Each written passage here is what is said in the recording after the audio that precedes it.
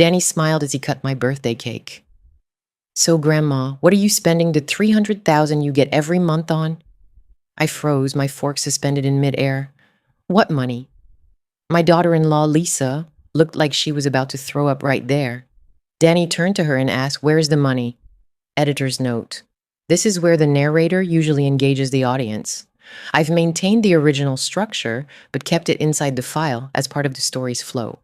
But let's start from the beginning, because this story began long before that question that changed everything. It was my 55th birthday, and to be honest, I wasn't really looking forward to celebrating. Ever since my Al passed away 2 years ago, birthdays felt more like reminders that I was aging alone than actual celebrations. My son, Ed, had insisted on hosting a family dinner at his house in Pasadena. "Mom, you can't spend your birthday alone again," he'd said over the phone that morning, using that tone he reserved for when he wanted to sound like the perfect son. Lisa, his wife, had been unusually insistent too. "Carol, I made your favorite dessert," she chirped when I arrived, hugging me with more enthusiasm than usual. At the time, I thought they were finally making an effort to include me more in their lives. How naive I was. Dinner had proceeded normally. Ed talked about his work in construction. Lisa discussed her yoga classes, and Danny, my teenage grandson, barely looked up from his phone except to eat. A typical modern family gathering, I thought. It was when they brought out the cake that everything turned bizarre. Danny, who usually barely spoke to me, suddenly became incredibly animated. "Happy 55th birthday, Grandma," he shouted, like it was the most thrilling thing in the world. "Thanks, sweetie," I said, surprised by his sudden enthusiasm. "You know what, Grandma?" he was saying. "With all the money you're getting now, what are your plans? Are you going to travel, buy a new place?" Lisa choked on her water. Ed coughed loudly. I looked at them, confused. "Money? What money are you talking about, Danny?" The boy looked at me as if I'd lost my memory. "Uncle Roger's money, Grandma, the $300,000. Mom says you get it every month since he passed away." And that's when the world stopped. Lisa had gone completely pale. Ed looked like a fish out of water, opening and closing his mouth without saying anything. And me? I realized something was terribly wrong. "Danny," I said slowly, "I don't know what money you're talking about." "But Mom said—" Danny looked at his parents, confused. "They said that's why we could renovate the kitchen and buy the new car, that Grandma has a lot of money now, and—" "Danny!" Lisa yelled, finally finding her voice. "Go to your room, now, but now!" My grandson scurried away, obviously scared by the sudden shift in atmosphere. I stayed there, sitting in my chair, with pieces of birthday cake scattered on my plate, trying to process what I had just heard. Roger, my brother-in-law Roger, Al's younger brother, had died 10 months ago in a car accident in Phoenix. We had gone to the funeral, of course. Lisa had cried a lot that day, which had surprised me because they had never been particularly close. $300,000 every month? I looked at my son and daughter-in-law, who were now avoiding my gaze as if I were radioactive. "Ed," I said in the calmest voice I could muster, "what does Danny know that I don't?" "Mom, I think there's been a mix-up." Ed finally spoke, but his voice sounded like a 5-year-old caught stealing cookies. "Danny misunderstood." "Misunderstood what exactly?" I interrupted. I wasn't going to let them stall. At 55, I've learned to recognize when someone is lying to me, especially my own son. Lisa abruptly got up from the table. I'm going to check on Danny," she mumbled, practically sprinting toward the hall. "Sit down, Lisa," I said without even turning to look at her. My voice had that authority that only decades of motherhood can invoke. "I believe this conversation includes all of us." She stopped dead. Slowly, she turned and returned to her chair, but kept her eyes fixed on the table. "Ed," I continued, "I want you to explain exactly what money your son was talking about." My son ran his hands through his hair, a nervous habit he'd had since he was a kid. "Look, Mom, it's complicated. Make it simple." "Roger," he started, then stopped. "Roger had more money than we thought. And when he died, well, he left instructions that you were to receive a monthly allowance." "A monthly allowance of what?" "Of $300,000 a month." My coffee grew cold as I processed this. Every month? Yes, Lisa whispered without looking up. For how long? Ed cleared his throat nervously. Until you go to Phoenix to claim the main inheritance. The main inheritance? Lisa finally looked up. Her eyes were red, but not from sadness, from panic. Carol, she said in a trembling voice. Roger had been saving a lot, and he had also made some investments, very good ones. How much money did he leave in total? Uncomfortable silence. How much? $50 million, Ed murmured. The room started spinning. 50 million? Roger? The same Roger who was always borrowing rent money from Al? And where is that money? It's locked up in Phoenix. You have to go in person to access it. And the 300,000 a month? Ed cleared his throat nervously. We've been receiving those for you. Roger named us as just the temporary administrators until you went to Phoenix. The word administrators sounded suspicious to me. Administrators? With what authority? With a limited power of attorney, Lisa admitted. Roger drew it up before he died. It gave us access to the monthly payments, but only until the first anniversary of his death. And when is that anniversary? In 2 months, Ed said. If you don't go to Phoenix before that date, you lose access to everything, both the monthly payments and the main inheritance. There it was. The full picture was starting to form. And where are those $3 million that you've been administering for me? Lisa burst into tears. Mom, Ed said quickly, we've been investing it for you, in the house, in improvements that increase the value. Investing? My voice went up an octave. Investing in your lifestyle. In my mind, the pieces started connecting. The new house they had bought last year, the new cars, the vacations to Europe, the complete renovation of their kitchen that had cost more than my annual salary as an administrative assistant. How many payments have you received? 10, Lisa whispered. 10 payments of $300,000, $3 million. And how much of that $3 million have you given me? More silence. How much? Nothing, Ed finally admitted. But Mom, you don't understand. We were going to take you to Phoenix. We were going to help you with the whole process. After spending my $3 million. It's not just your $3 million, Lisa exploded tearfully. Roger thought of us too, of Danny. That's why he gave us the power of attorney. Roger, I said slowly, gave you temporary access so you could help me, not so you could steal my money. It's not stealing if you use someone else's money without their permission for your own benefit. That is called theft. Ed, I stood up from my chair. For years, I had been the understanding mother, the one who always forgave, the one who put family above everything. But that woman had just discovered that her own family had been stealing from her for 10 months. I want every single penny back. Mom, that's impossible. Then you better start selling things.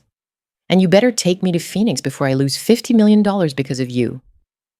I walked out of that house without another word, leaving my son and daughter-in-law with their excuses and their tears.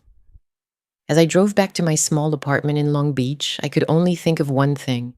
If Roger had that much money, why had he been so secretive about it? And why had he died so conveniently just when I was about to become very rich? Something didn't add up, and I was going to find out what it was.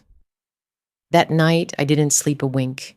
I sat at my kitchen table until 4 a.m, with a cup of coffee that had gone cold hours ago, trying to understand how my own family had been robbing me for 10 months. Roger a millionaire? It seemed impossible. The Roger I knew was Al's shiftless younger brother, the one who always needed money, the one who changed jobs every 6 months. But he was also the Roger who had completely disappeared for the last 3 years before he died. Al always complained that he no longer called, that we didn't even know exactly what he was working on. He went to Phoenix for work. That's all we knew, something in construction. At 5 a.m, I made a decision. I was going to call the only person who might have answers. Elaine, Al's older sister, who lives in Tucson. Carol, are you okay, honey? It's 5 a.m. Elaine, I need to ask you something about Roger. There was a long, very long pause. What do you want to know? Did you know he had money? A lot of money? Another pause, even longer. I could hear Elaine take a deep breath. Carol, where are you? At my place. Why? Don't talk about this on the phone. I'm coming over.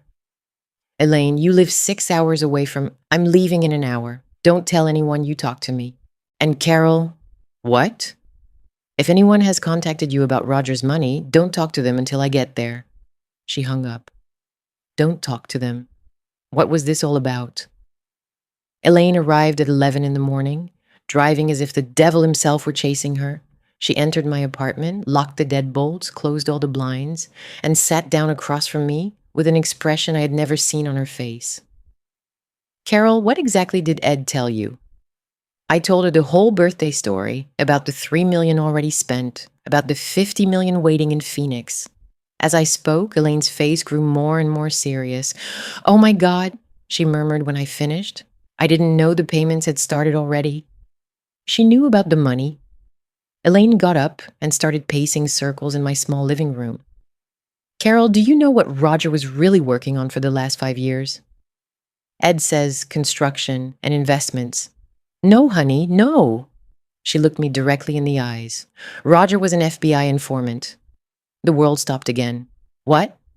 He had been working with them to expose a money laundering ring in Phoenix. A big ring, Carol, with connections in Los Angeles, Las Vegas, Mexico, millions and millions of dollars. My brain refused to process what I was hearing. Roger, the Roger we know, an FBI informant? Roger got into trouble 5 years ago. Gambling trouble. He owed $500,000 to some very dangerous people. That explained why Al had been so worried about him. And the FBI helped him? They offered him a deal, helped him infiltrate the organization that lent him the money, and they would protect our family. Protect us from what? From the people he helped put behind bars. Elaine sat down next to me and took my hands. Carol, the money Roger left isn't just from smart investments. It's reward money from the government for helping to confiscate criminal assets. $50 million? The ring he helped dismantle handled over $200 million. Roger received a percentage as an informant's reward. But he died in an accident. It wasn't an accident, Carol. My blood turned to ice. They killed him. 3 days before he was scheduled to testify in the main trial.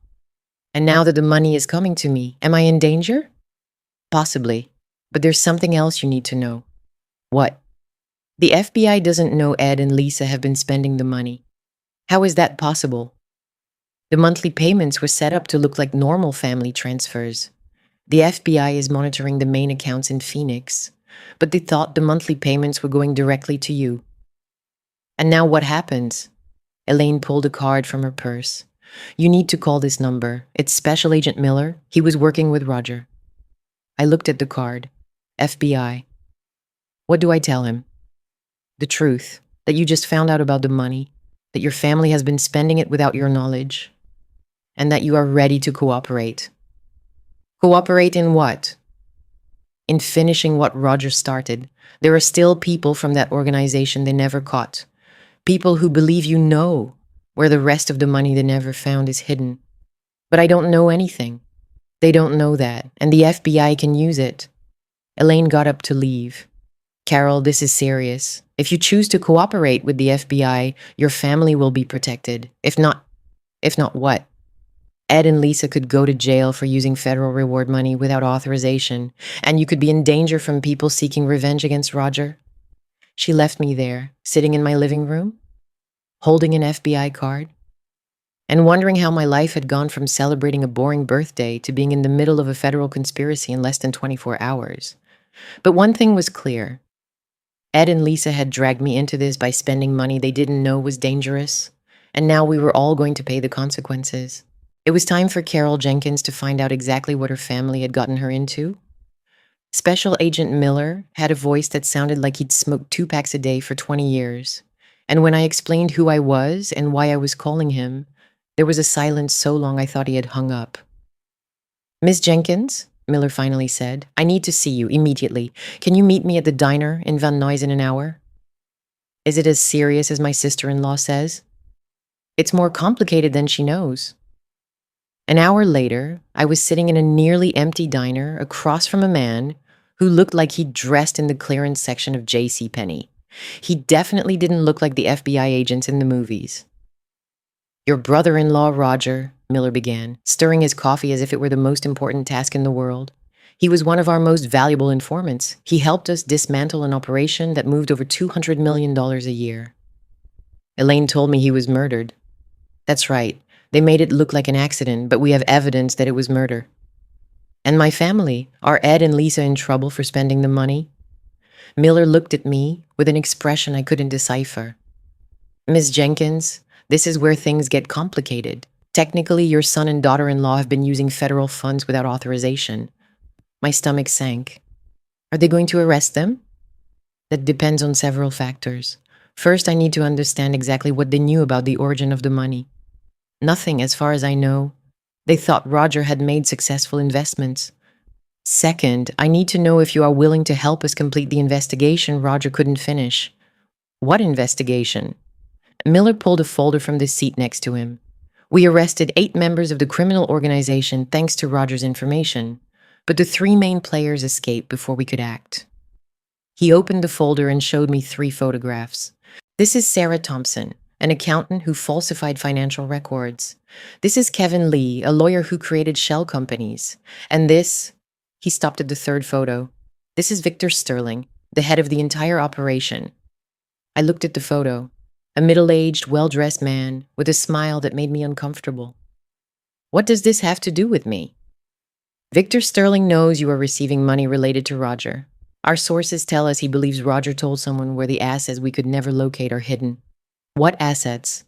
Approximately $100 million in overseas bank accounts, money Victor considers his. But I don't know anything about that.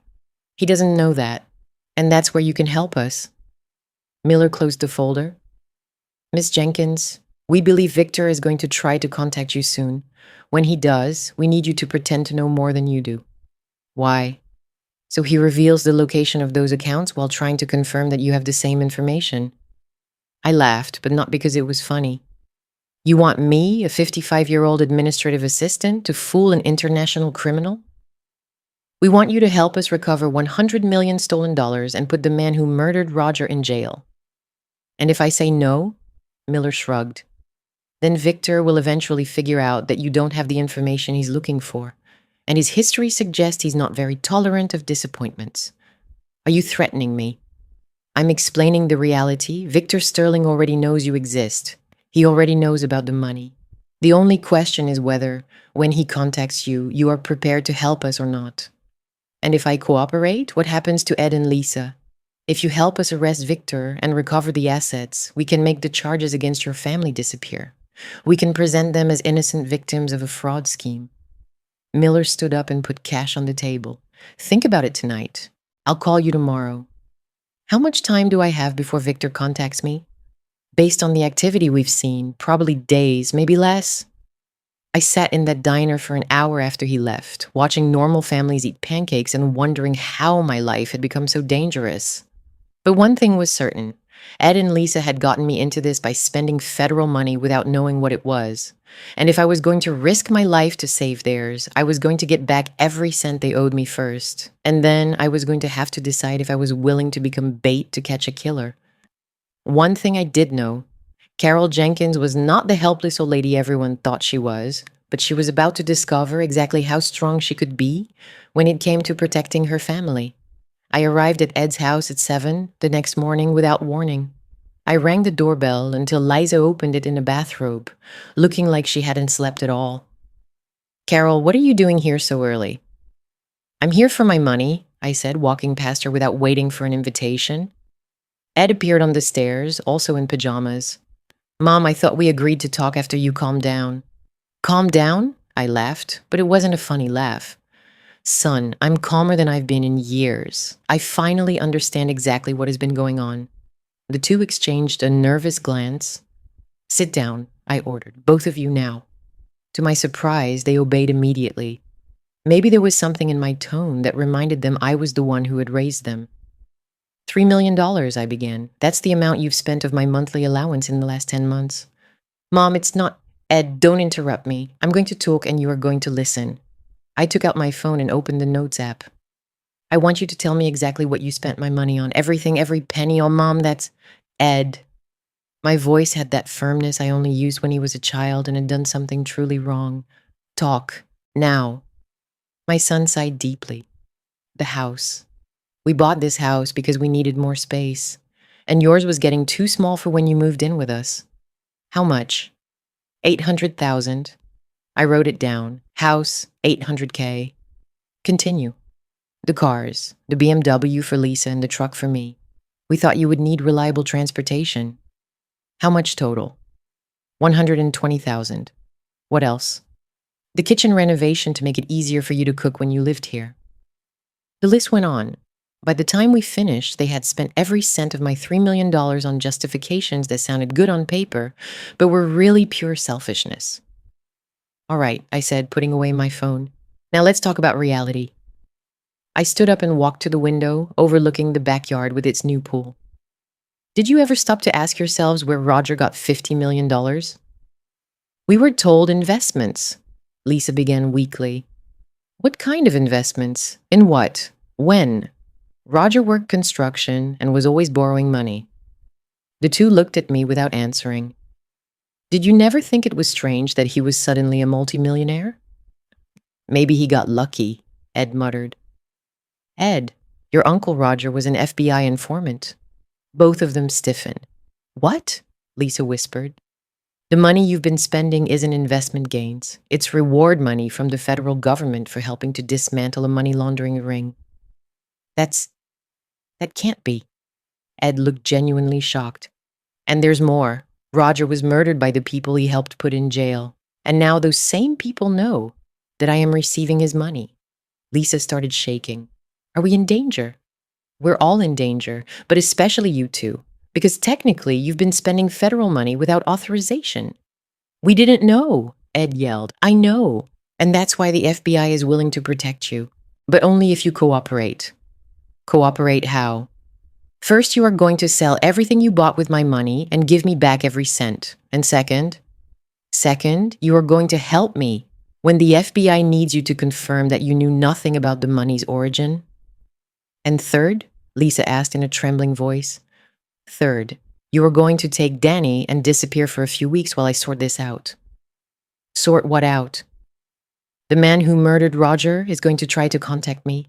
When he does, I'm going to help the FBI catch him. Ed stood up abruptly. No, Mom, that's too dangerous. Call the police. Let them handle it. Ed, my son, let me explain something to you. I sat on the edge of the coffee table and looked at them directly. You spent $3 million that you didn't know was federal money. If I don't cooperate with the FBI, you go to jail. If I do cooperate, we all walk free, and I get back the $50 million that's still waiting in Phoenix. But no buts. And Ed, there's something else you need to know. What? If I don't go to Phoenix in the next 2 months, I lose access to everything. The $50 million. And the remaining monthly payments. Lisa turned white as a sheet. You lose everything? Everything. And then you will have spent $3 million for nothing. You'll still be in trouble with the FBI, and I will have lost the opportunity to be financially independent for the rest of my life. The silence in that room was so thick you could cut it with a knife. What do we have to do? Lisa whispered. Exactly what I told you. Sell everything. Give me back my money. Get Danny away from Los Angeles. And trust that your mother knows what she is doing. What if something happens to you? Ed asked in a broken voice. Then you will have learned a very expensive lesson about not taking money that doesn't belong to you. I walked toward the door, but I stopped and looked over my shoulder. You have until tomorrow to decide if you are going to cooperate voluntarily or if you prefer to explain to federal agents why you have been living like millionaires with government reward money. I left that house feeling something I hadn't felt in years. Real power. Ed and Lisa were finally going to learn that Carol Jenkins wasn't the compliant old lady they thought she was. But first, I had to prepare for the most dangerous encounter of my life. That night, I couldn't concentrate on anything. Every time I tried to watch television or read a book, my mind returned to the same terrifying question. Was I really considering becoming FBI bait at 55? At 10 o'clock at night, my phone rang. It was Ed. Mom, we need to talk. Seriously this time. We talked this morning. No, Mom, for real. Lisa and I have been talking all day About what we did, about Roger, about everything. I could hear that he had been crying. And you're right, about everything. We were horribly wrong. We stole from you, we lied to you, and we didn't even bother to investigate where all that money came from. Where's Lisa? Here, with me. Can we come over? Please, there are things you need to know before you do something dangerous. 40 minutes later, they were both sitting on my couch like scolded children. Lisa's eyes were so swollen she could barely open them. Carol, Lisa began, before you decide what you're going to do with the FBI, there's something we didn't tell you. I felt a knot in my stomach. Now what? Ed cleared his throat nervously. Yesterday, after you left, we got a call. What kind of call? A man. He said his name was Victor and that he wanted to talk to you about Roger. My blood ran cold. What did you tell him? Nothing, Lisa said quickly. Well, almost nothing. We told him we didn't know what he was talking about, that Roger hadn't left you any money. And he believed you? I don't think so, Ed admitted. He kept asking about whether you had mentioned bank accounts or access numbers. And we told him you never mentioned money, that you live in a small apartment and work as an administrative assistant. How did he get your number? I don't know, Mom, but he sounded like he knew more about us than we should be comfortable with. Lisa leaned forward. Carol, he mentioned that he knew where Ed worked, where Danny goes to school. Did he threaten you? Not directly, but he said he hoped we could be more useful if he talked to you directly. I got up and started pacing my small living room. Victor had already made contact. He was already putting pressure on my family. The FBI had said I had days, but apparently I had less time than I thought. Did he leave a number? Yes. Ed pulled out a crumpled paper. He said to tell you to call this number when you're ready to discuss Roger's affairs. I took the paper, a local Los Angeles number. Anything else? Yes, Lisa said softly. At the end of the call, almost as an afterthought, he mentioned that it was very sad what happened to Roger. What exactly did he say? He said it was a shame about Roger. Car accidents can be so unpredictable. The way she said unpredictable made me understand it hadn't been an accident. Victor had practically admitted to killing Roger, but in a way that sounded like normal conversation. When was this call? Yesterday at 6 in the evening, an hour after you left. And why didn't you call me immediately? Ed and Lisa exchanged guilty glances. Ed finally admitted we were hoping we could handle the situation ourselves. Maybe convince you not to get involved with the FBI. To protect me. To protect all of us, Lisa said honestly. We thought if you didn't know about the call, maybe this whole situation would calm down on its own. I looked at them for a long moment. For years, I had excused their selfishness as immaturity. I had justified their lack of consideration as misunderstandings. But this was different. Do you realize, I said finally, that by not telling me about this call immediately, you put me in more danger? We didn't think. Exactly, you didn't think about me, about my safety, about the consequences. I sat down across from them. Ed, Lisa, I need you to understand something. I am going to cooperate with the FBI. I am going to do this, and you are going to do exactly what I told you. Get Danny out of Los Angeles and stay away until this is over. Mom, and one more thing. If you ever again hide information from me that affects my safety, you will have to deal with Victor Sterling without my help. Understood? They both nodded miserably. Good. Now go. I have a call to make. After they left, I sat with Victor's number in one hand and Agent Miller's card in the other. It was time to decide if Carol Jenkins was brave enough to finish what Roger had started. I dialed Miller's number. Agent Miller, this is Carol Jenkins. Victor has made contact. I'm ready to cooperate. Agent Miller's call came at 8 the next morning, exactly as he had promised. Ms. Jenkins, how do you feel? Like I'm going to throw up, I admitted, but ready. That's completely normal. Has your family left town yet?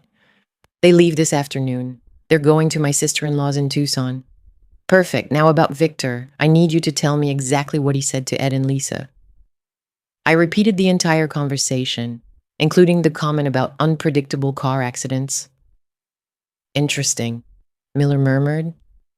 He's being careful, but he's also sending a message. He knows we might be listening. Is that bad? It's good, actually. It means he's under pressure. He needs that information desperately, or he wouldn't have risked contacting your family. What am I supposed to do now?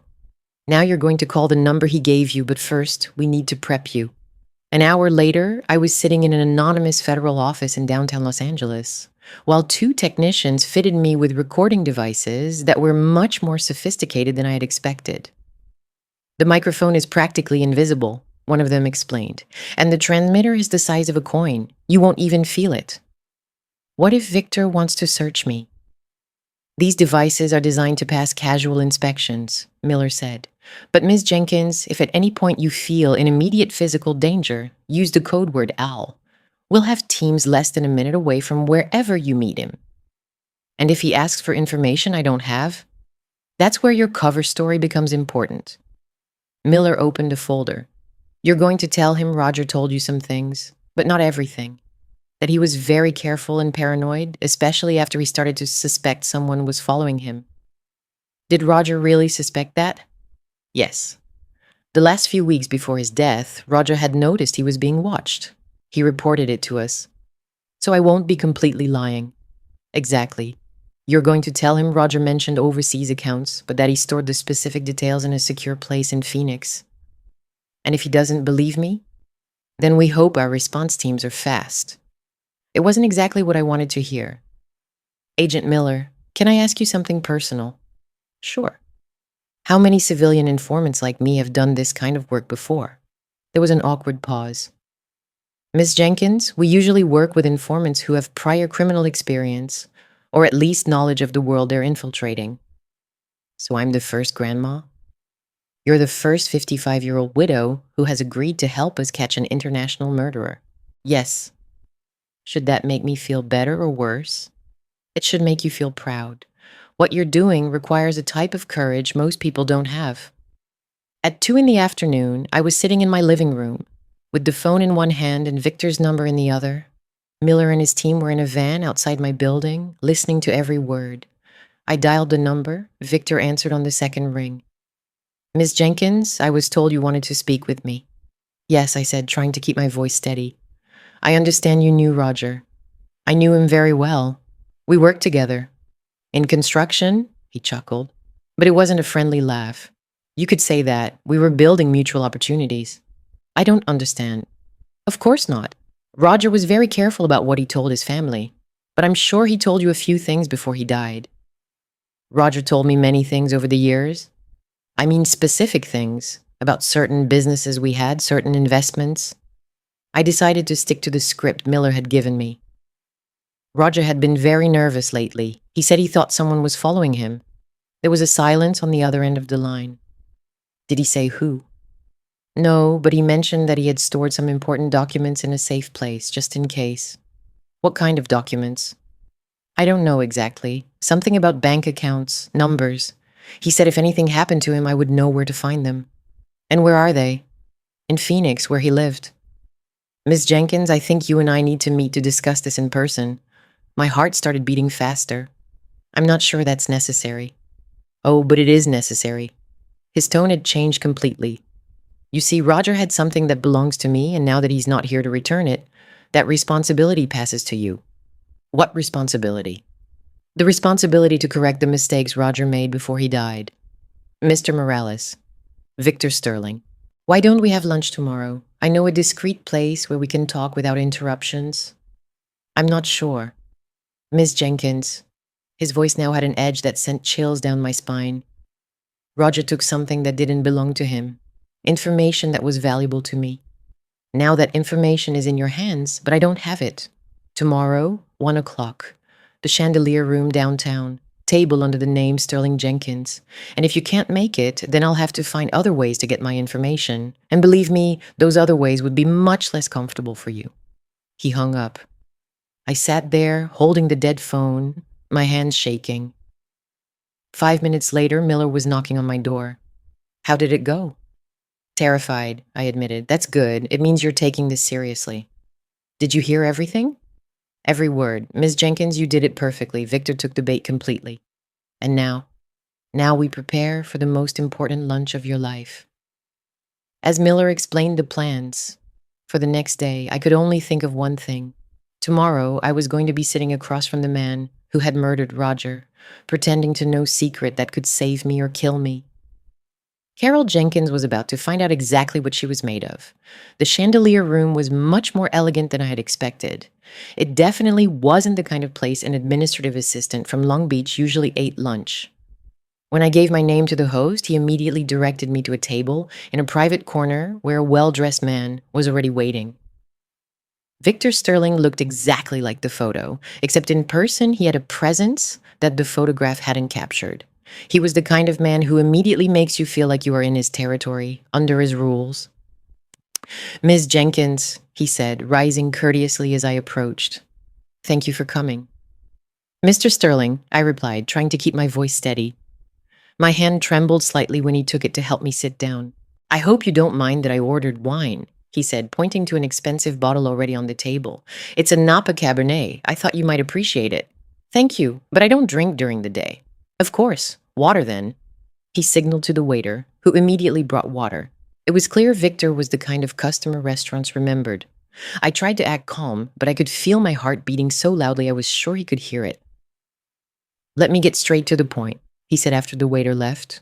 "Roger and I had certain business understandings." "What kind of understandings?"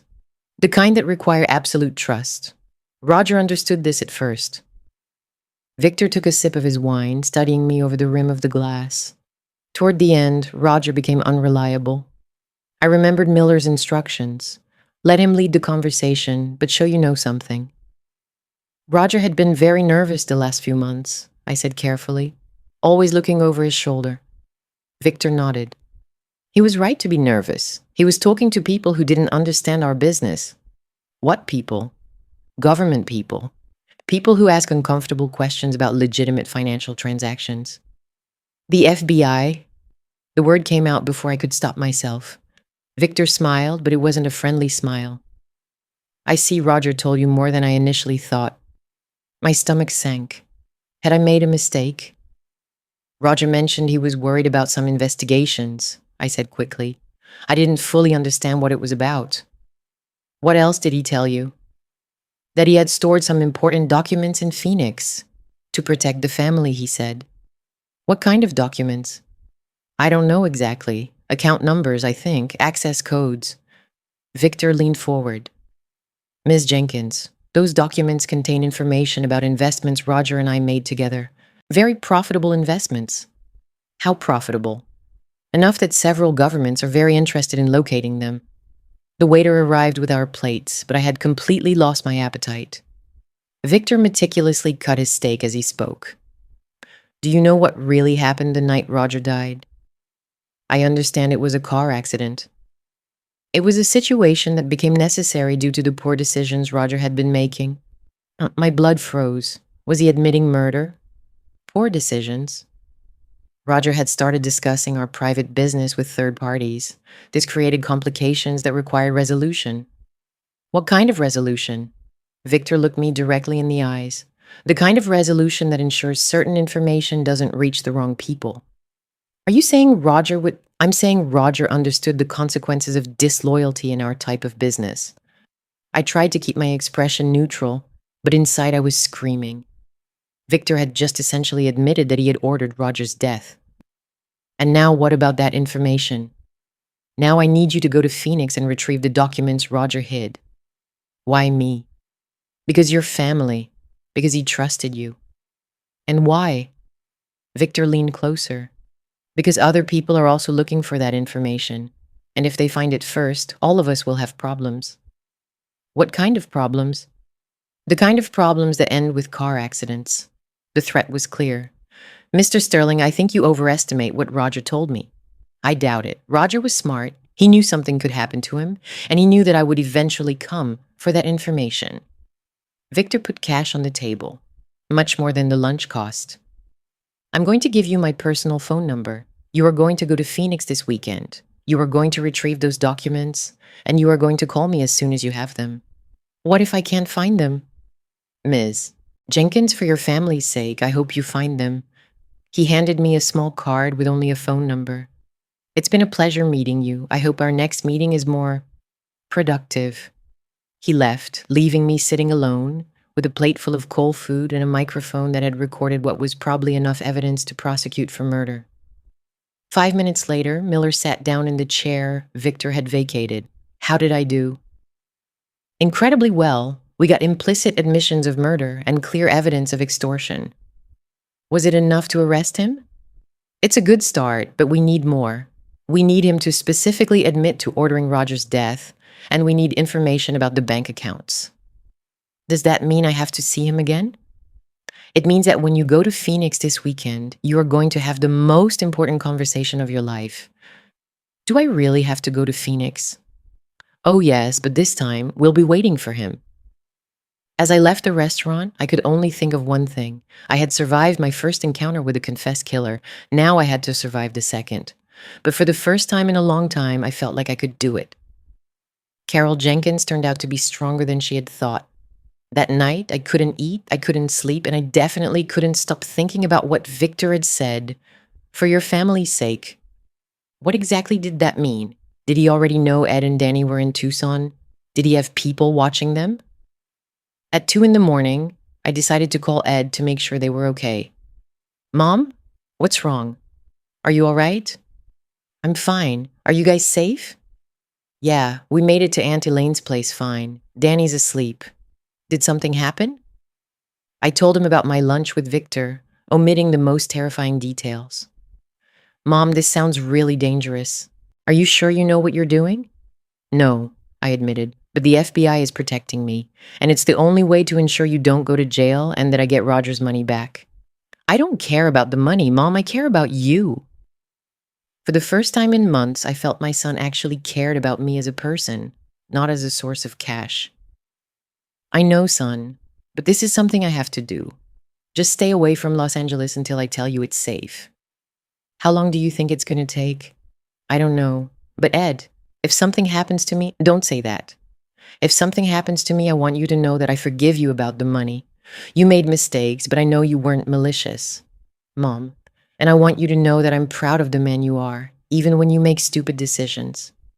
Ed was crying now. I love you, Mom. I love you too. Take care of your family. Miller's call came at 8 a.m. How did you sleep? I didn't. That's normal. Are you ready for Phoenix? As ready as I'll ever be. What exactly is going to happen there? Victor is going to send someone to follow you. We're going to be following the people who are following you. You are going to act like you're looking for Roger's documents.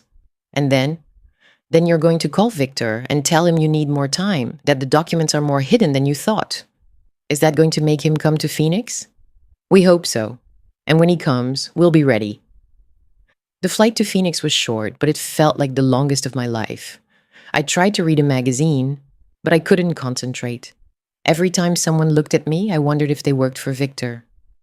Miller had arranged for me to stay in a modest hotel near downtown.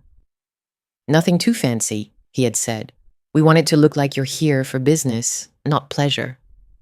After checking in, I followed the instructions they had given me. Go to 3 different banks, ask about safe deposit boxes under the name Roger Jenkins, act frustrated when they told me they had no records. At the second bank, I definitely noticed a man in a cheap suit who had also been at the first bank. And this Victor was having me followed exactly as the FBI had predicted. That night, I called Victor from my hotel room. Did you find the documents? There's a problem, I said, trying to sound frustrated. Roger was more paranoid than I thought. What do you mean? I went to the 3 banks you mentioned, but none have records of safe deposit boxes under his name. That's impossible. That's what I thought. But then I remembered something Roger once said about using fake names to protect the family. There was a long pause. Fake names. Yes. He said if anything happened to him, I would know what names he had used because they had personal meaning to him. And do you know what names he used? I have some ideas, but I need time to investigate. There are several more banks I need to check, and some of them require special documentation for family access. How much time? A few more days, maybe a week. Miss Jenkins, we don't have a week. Why not? Because there are other people looking for that same information, and if they find it first, who else is looking for it? People who are not going to be as courteous as I am if you don't cooperate. His tone had changed. There was no more pretense of politeness. Mr. Sterling, I'm doing everything I can. It's not enough. I'm coming to Phoenix tomorrow. You're coming here. With my team, we'll find that information together. Your team? 3 of my most efficient associates. Between all of us, we'll locate what Roger hid. Exactly what the FBI had hoped to hear. When do you arrive? Tomorrow night. We'll meet the day after tomorrow in the morning. Where? I'll text you the address. And Ms. Jenkins? Yes. I hope by then you've remembered more details about the clues Roger left you. He hung up. I immediately called Miller. Did you hear that? Every word. Victor is bringing his inner circle to Phoenix. It's exactly what we wanted. What do I do now? Now you try to rest. Tomorrow morning, when Victor arrives, you're going to have the conversation that will close this investigation forever. What if something goes wrong? Ms. Jenkins, there will be more federal agents in Phoenix tomorrow than Victor can imagine. You'll be safer than the president. But as I lay in that hotel bed, looking at the lights of Phoenix through the window, I didn't feel very safe. Tomorrow, I was going to face Victor Sterling and his most efficient associates in his own territory. Carol Jenkins was about to find out if she was smart enough to survive the most dangerous encounter of her life. The call from Victor came at 8 the next morning. My voice trembled when I answered. I'm in Phoenix. Have you had any luck with your search? I've checked 4 more banks, I lied. Still nothing under the names I thought Roger might have used. That is not acceptable. Mr. Sterling, I'm doing everything I can. Clearly it's not enough. We'll meet in an hour. Where? A warehouse in the industrial district. I'll text you the address. Come alone. Why a warehouse? Because we need privacy for our discussion, and because my associates aren't comfortable in public places. The address arrived 5 minutes later, an abandoned warehouse in a part of Phoenix that looked like the kind of place people disappear forever. I called Miller. Are you ready? We have teams positioned within a 3-block radius. As soon as you enter that warehouse, we'll be monitoring everything. And if Victor suspects anything, then we act immediately. But Ms. Jenkins, we need him to specifically confess to ordering Roger's death. And we need information about the bank accounts. How am I supposed to make him confess to murder? Let him talk. Victor Sterling is arrogant. If you act like you know more than you do, he's going to want to prove to you how smart he was. And the bank accounts? Press him on why that information is so important. Make him explain exactly what he's looking for. An hour later, I was standing outside the warehouse, my heart beating so loudly I was sure everyone within a mile could hear it. There were 3 black SUVs parked outside. Victor appeared in the main doorway, accompanied by 4 men who definitely did not look like office workers. Miss Jenkins, come in. We have a lot to discuss. The interior of the warehouse was completely empty except for some chairs and a table in the center. The 4 men positioned themselves near the exits. Sit down, Victor told me, pointing to a chair across the table. My legs were shaking, but I tried to act with more confidence than I felt. Mr. Sterling, I'm not comfortable with this situation. Your comfort is not my main priority, Ms. Jenkins. The $100 million you're hiding is my priority. $100 million? I thought you said it was less. Roger told you exactly how much money was involved. Don't play dumb with me. Victor started walking around my chair. Do you know what I think? I think you're lying. I think Roger told you exactly where that information is and you're trying to protect it. Protect it from who? From me, the man who built that fortune in the first place. You built it. For 5 years, I moved over $200 million through a network I designed. Roger was just a small piece of that operation. And what happened? Victor stopped directly in front of me. Roger got greedy and stupid. He started thinking he could take more money from me than we had agreed upon. How? By working with the FBI, giving them information about my operations in exchange for rewards. There it was, a directed mission. Roger was an informant? Roger was a traitor, and traitors face consequences. What kind of consequences?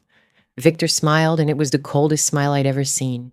The kind of consequences that look like car accidents, but are actually 3 bullets to the head. My blood ran cold. You killed Roger? I ordered his death. My employees executed it. And then we made it look like an accident to avoid unnecessary investigations. Why? Because Roger thought he could betray me and get away with it. Because he thought the FBI would protect him.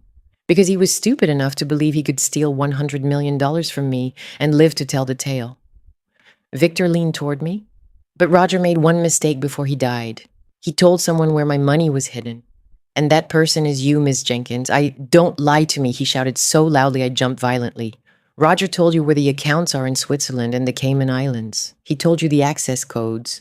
And now you're going to tell me everything he told you, or you're going to join him. Are you threatening to kill me? I'm explaining the reality of your situation. Suddenly, the warehouse doors burst inward. FBI agents swarmed in from all directions, wearing bulletproof vests and carrying automatic weapons.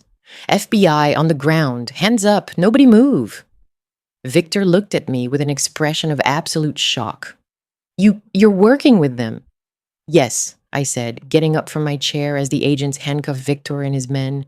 I'm finishing what Roger started. This isn't over, he yelled at me as they dragged him away. I have people who will... You have nothing, I told him, and you'll never hurt another family again. Miller approached me with a huge smile. Miss Jenkins, you just helped us close the biggest criminal investigation in the Southwest in 10 years. Is it really over? It's really over. Victor Sterling is going to spend the rest of his life in prison? 3 months later, I was sitting in Roger's lawyer's office in Phoenix, signing the final documents to access my full inheritance. $50 million, plus accrued interest. Ed and Lisa had sold everything they bought with my money and had returned every cent of the $3 million. But more important than the money, they had learned a lesson about respect, honesty, and family that they would never forget. What are you going to do with all this money? The lawyer asked me. First, I'm going to make sure my family is taken care of, that Danny can go to college debt-free, that Ed and Lisa have a modest but comfortable house. And after that?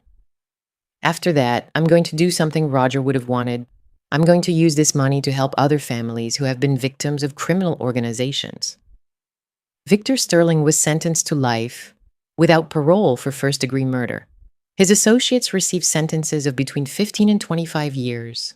The FBI recovered over $150 million in stolen assets, and I, Carol Jenkins, the administrative assistant they thought they could steal from and intimidate, proved to everyone that you should never ever underestimate a woman who has lost everything and has nothing left to lose. Roger would have been proud, but more importantly, I was proud of myself. For the first time in years, I knew exactly who Carol Jenkins was. She was someone much stronger, smarter, and braver than she had thought. And she was someone you definitely did not want to mess with.